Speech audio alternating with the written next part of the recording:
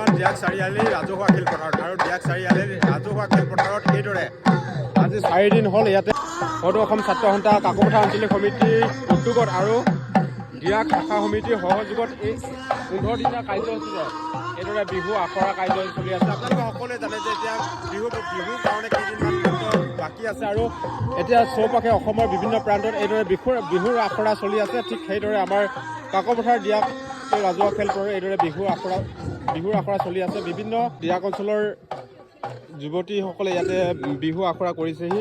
আপোনালোকৰ পৰিৱেশটো দেখুৱাই আছো।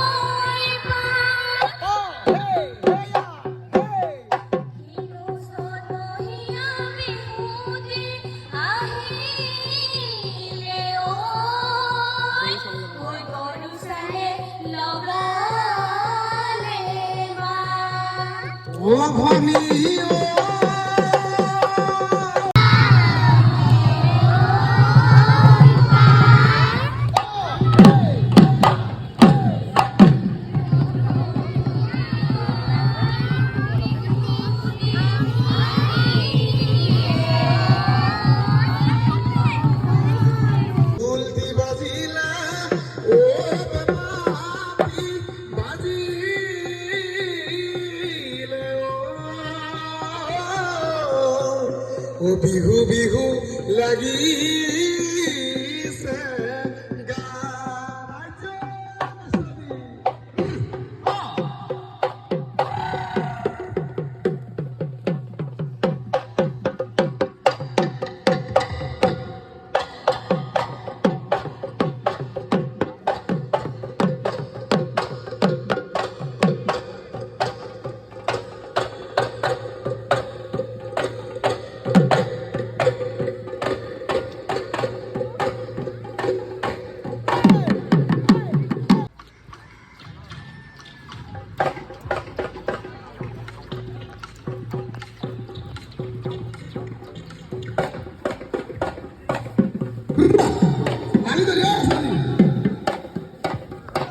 বিহু বুলি ক'লেনো কোনে ৰ'ব পাৰে, সেইটো কাৰণে সকলোৱে আই মাতি সকলোৱে চাবৰ কাৰণে আহিছে। আৰু ডিয়াক চাৰিআলি এতিয়া ৰাজহুৱা খেলপথাৰখন আপোনালোকে দেখিছে।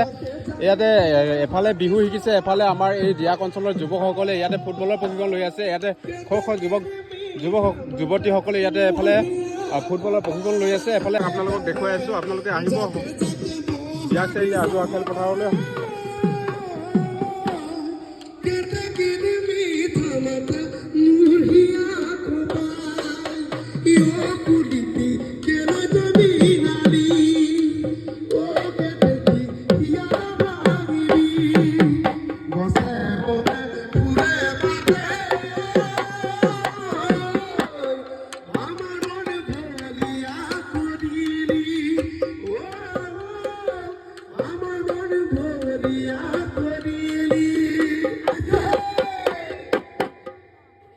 আৰু এই বিহু আখৰাটো শিকাই আছে আমাৰ ডিয়াকৰে আমাৰ হিমাজ্যোতি বৌৱে।